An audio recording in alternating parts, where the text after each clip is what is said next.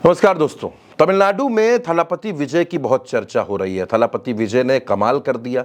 2024 में पार्टी बनाई और 2026 में वो सबसे बड़ी पार्टी बन गए। तमिलनाडु में टीवीके ने 108 सीटें हासिल की हैं। अब अगर इसको टेक्निकली समझने की कोशिश कीजिए तो थलापति विजय 2 सीटों से चुनाव जीते हैं। ऐसे में उनको 1 सीट से इस्तीफा देना पड़ेगा, यानी आज की तारीख में विजय के पास 107 विधायक हैं। अब तमिलनाडु में सरकार बनाने के लिए 118 विधायकों की जरूरत है, यानी 11 सीटों का जुगाड़ विजय को करना है।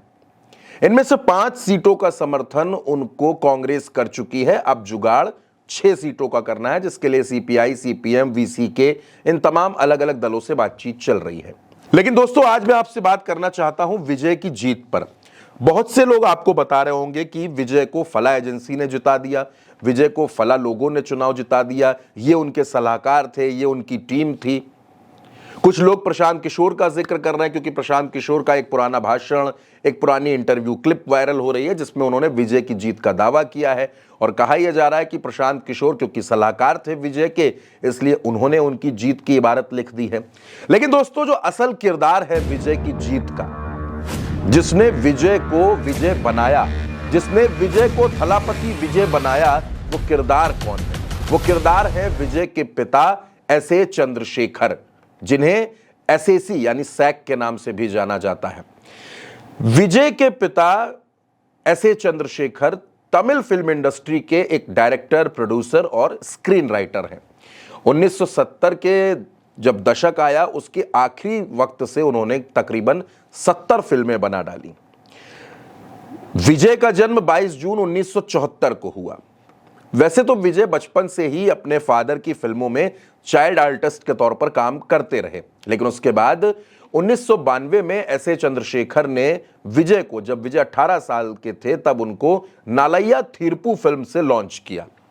इस फिल्म को विजय के पिता ने खुद डायरेक्ट किया था। यह फिल्म बुरी तरीके से फ्लॉप हो गई, लेकिन चंद्रशेखर ने हार नहीं मानी।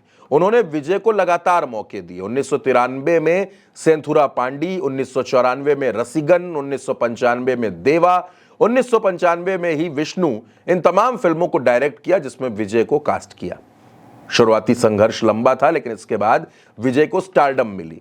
विजय के पिता चंद्रशेखर ने उनके करियर में फिल्म सिलेक्शन और इमेज बिल्डिंग में जबरदस्त मदद की। इसके अलावा विजय की मां शोभा चंद्रशेखर, जो सिंगर और प्रोड्यूसर भी हैं, उन्होंने भी विजय का जबरदस्त साथ दिया। अब चुनाव में चंद्रशेखर ने विजय की मदद कैसे की, क्योंकि अहम सवाल यही है। दरअसल दोस्तों, विजय के पिता चंद्रशेखर ने लंबे वक्त से विजय के फैन क्लब यानी वीएमआई को मजबूत किया, जो बाद में विजय के लिए पॉलिटिकल बेस बना। 2020 और 2021 के आसपास उन्होंने वीएमआई को पॉलिटिकल बॉडी में बदलने की कोशिश की और पार्टी रजिस्टर कराने का प्रयास किया, लेकिन इस पर विजय की सहमति नहीं थी। बाद में विजय को राजनीति में आने के लिए चंद्रशेखर ने ही प्रेरित किया और उनके फैन नेटवर्क को पार्टी स्ट्रक्चर में बदला, साथ ही साथ बैकएंड सपोर्ट दिया। 2024 में तमिलागा वेट्री कजगम यानी टीवीके बन गई, आज से 2 साल पहले। 2026 तमिलनाडु विधानसभा चुनाव में टीवीके ने जबरदस्त प्रदर्शन किया, सबसे बड़ी पार्टी बनी। तो इसके पीछे विजय के पिता की सालों की मेहनत, उनकी प्लानिंग और उनकी बैकिंग, इसकी जबरदस्त भूमिका रही। चुनाव परिणामों के बाद चंद्रशेखर ने विजय की तारीफ की और उन्हें यह भरोसा है कि उनका बेटा मुख्यमंत्री बनेगा। चंद्रशेखर ही वो व्यक्ति है दोस्तों, जिन्होंने नतीजे आने के बाद सबसे पहले कांग्रेस को ऑफर दिया था कि कांग्रेस और टीवीके एक हो जाए, मिलकर सरकार बनाए और तमिलनाडु में विजय और राहुल गांधी की जोड़ी शानदार काम करके तमिलनाडु के लोगों की सेवा करे। आपने ये देखा कि विजय को आगे लाने में, चाहे उनका वो फिल्मी करियर हो या फिर उनका पॉलिटिकल करियर हो, दोनों में विजय के लिए अगर कोई चट्टान की तरीके से साथ खड़ा रहा तो वो नाम किसी और का नहीं बल्कि विजय के पिता का है। आज आप जैसा कि जानते हैं, राजनीति हो, कोई भी क्षेत्र हो, हर जगह यही होता है कि सफल होने के बाद, जब कोई व्यक्ति सफल हो जाता है तो बहुत से लोग उसका क्रेडिट लेने के लिए आते हैं कि हमारी राय से सफल हुए, हमारी मदद से सफल हुए, लेकिन असफलता का अपयश कोई नहीं लेना चाहता। विजय के पिता बेहद शांत स्वभाव के हैं, बहुत सरल, बेहद शांत रहते हैं, बहुत ज्यादा बात नहीं कहते, लेकिन उन्होंने जो मेहनत की, एक आप ये कह सकते हैं कि दशकों की मेहनत है विजय को विजय बनाने में, विजय को तैयार करने में। तो वो जो क्रेडिट है वो असल में विजय के पिता का है, जिन्होंने उस फैन बेस को पकड़ा, उस फैन बेस को पॉलिटिकल स्ट्रक्चर में तब्दील किया, और उसके सहारे हिंदुस्तान की राजनीति में ऐसा देखने को बहुत कम मिलता है जब कोई फिल्मी सितारा अपने फैंस के सहारे अपनी राजनीति को खड़ा करे और महज 2-3 सालों के अंदर अपनी पार्टी को सत्ता के इतना करीब लाकर खड़ा कर दे। अब विजय राज्यपाल से मुलाकात कर चुके हैं, राहुल गांधी से उनकी बातचीत हो चुकी है, तमाम तरीके की कोशिशें चल रही हैं। कोशिश एआईएडीएमके को तोड़ने की भी हो रही है, क्योंकि एक खबर यह आई कि डीएमके और एआईएडीएमके मिलकर तमिलनाडु में सरकार बना सकते हैं।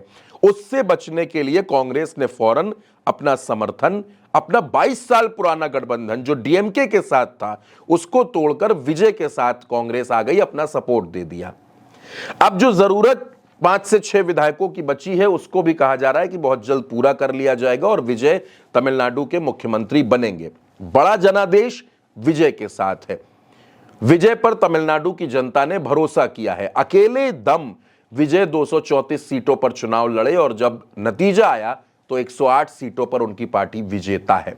खुद वो 2 सीटों से चुनाव जीत चुके हैं। यहां तक कि विजय ने अपने ड्राइवर के बेटे को चुनाव लड़ाया और वो भी चुनाव जीतकर विधायक बन गए। तमिलनाडु में एक सीट ऐसी है जहां पर 1 वोट से टीवीके के प्रत्याशी ने डीएमके सरकार में मंत्री रहे व्यक्ति को चुनाव हरा दिया। तो ये टीवीके का जादू है जो तमिलनाडु में नजर आया है। लेकिन इस पूरे आभा मंडल के पीछे, इस पूरे रुतबे के पीछे आज जो सत्ता विजय के हाथों में है, इन सब के पीछे अगर कोई एक शख्स है तो वो विजय के पिता एस.ए. चंद्रशेखर हैं।